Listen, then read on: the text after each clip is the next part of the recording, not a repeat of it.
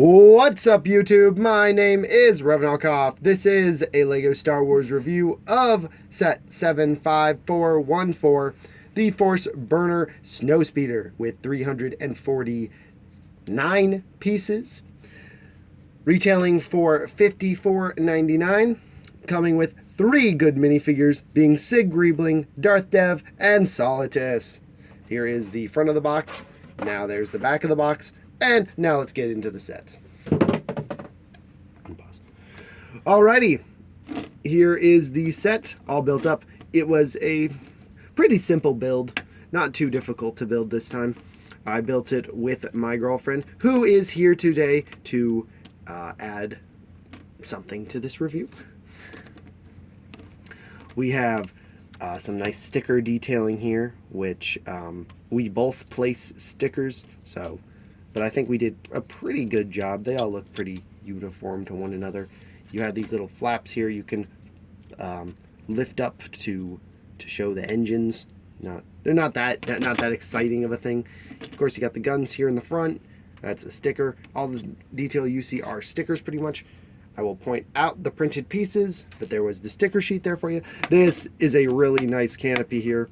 It is very accurate to the Snowspeeder, so it is good that we have a new canopy, thanks to this set at least. In the cockpit, we have the 3 printed pieces that I was talking about. This one, that one, and that one. They're both good little control consoles, so that's nice. And of course, you can just fit your minifigure right there. Then you have the really cool feature of dropping the speeder out. So Dev can go off on his own, fighting a bad guy or so. Of course, there's another stickers here. These ones were a little bit annoying, but not too bad. And yeah, it's a really just simple brick-built speeder. Not much to say on that. The cool feature is that you can just put it right back into the cockpit, and then there he is in the back. So it looks really good there. But of course, when you do remove the speeder, you are kind of just left with a gaping hole, which is a little bit weird, but it won't matter because you kind of just, you're flying it like that, so it won't really be a big issue. So yeah, that is the Force Burner Snowspeeder. Let's move on to Solitus Speeder. All right, your next build in this set is this very nice Solitus Separatist speeder here. There's really not too much to say about the build. It is a nice speeder. However, LEGO has done so many of these. The new one in the MTT, the one in the Battle Pack for last year, being this one right here. You can see the difference is they used a different no, they didn't use a different color. They used different pieces to basically give you the same model. I kind of prefer this model. It's a little, I don't know. I'm not sure what I like about it better, but it is better to me. But this one is a nice attempt, especially because a minifigure can use it because he has the bar here that he can put his legs on. But yeah, that's really it for the build here of the speeder. I do wish something about it is you have Solitus's crazy lightsaber nunchuck thing, and you can't he has nowhere to hold it while he's on the speeder. He can't hold it while he's driving it because it gets in the way.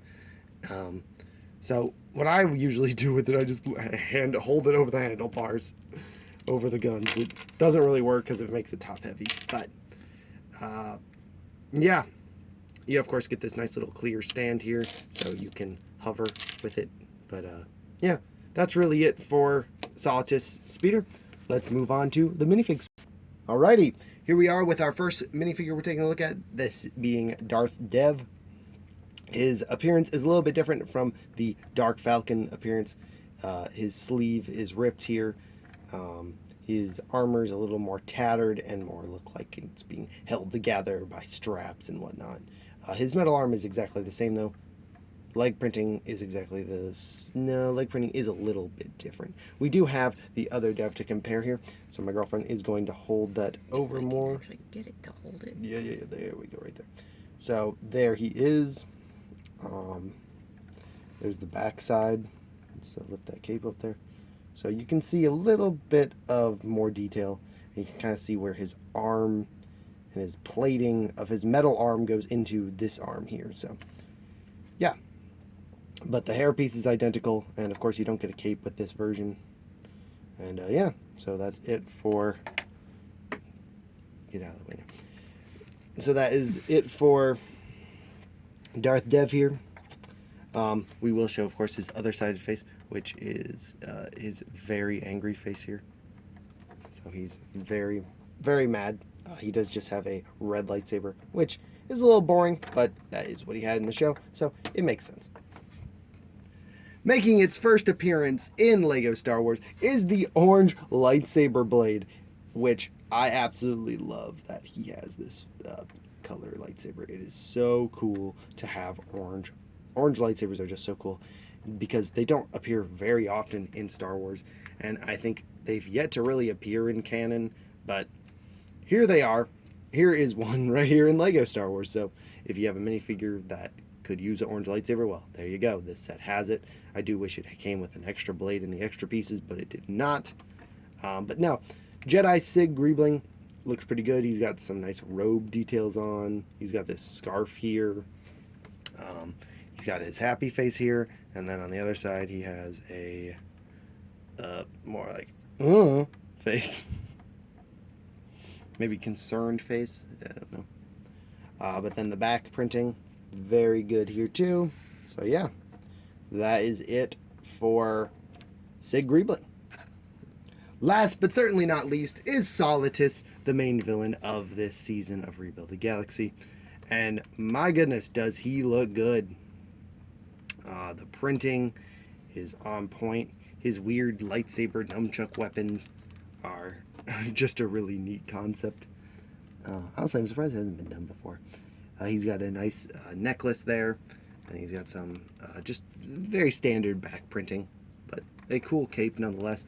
And of course, his face print is really neat too. You can see it a little up closer.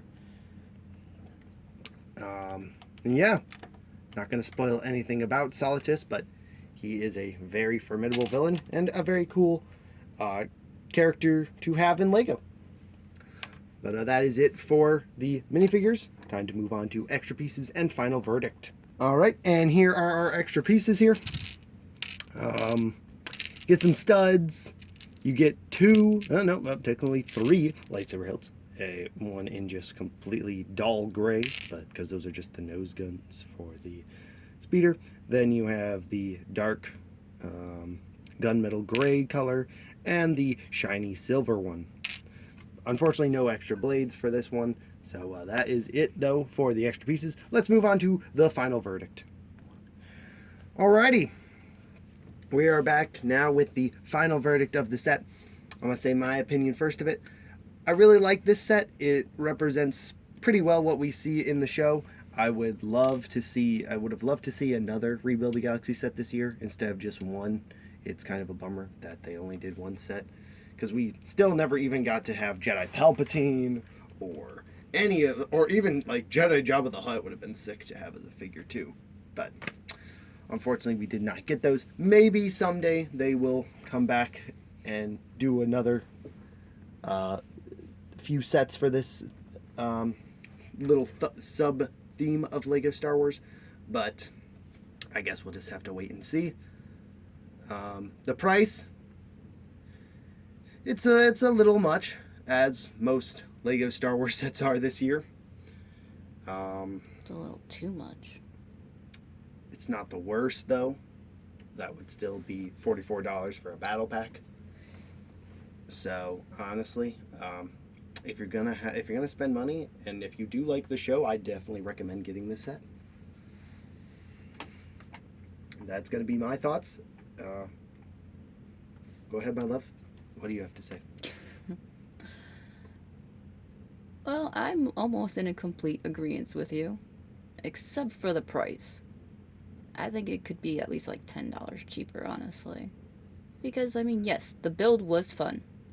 Stickers were annoying. I think the one sticker I did took me like 4 or 5 tries, because I am a perfectionist, and you know this. But I finally got it. And, I just think it could have used a little bit more minifigures. Maybe like a second build. Possibly. I mean, a second build might have justified the price a little bit more. Yeah. I think definitely another figure would have helped instead of 3 figures, 4 figures. And Oh, honestly, 100%. for Rebuild the Galaxy, there's a multitude of figures they could have chosen for this one. So Yeah. now I would say the box art though is a little misleading because we don't ever actually see a battle like this in the show. No, we do not. So my thought is maybe that that this was a battle that was going to be seen in the show, but it got changed in production. So this is kind of like preliminary imaging to see maybe that was the way it was. But that's going to do it for us, guys. Thank you so much for watching, and I will see you guys in the next review. Until then, Reverend Alkoff and my love signing off. Bye-bye, guys.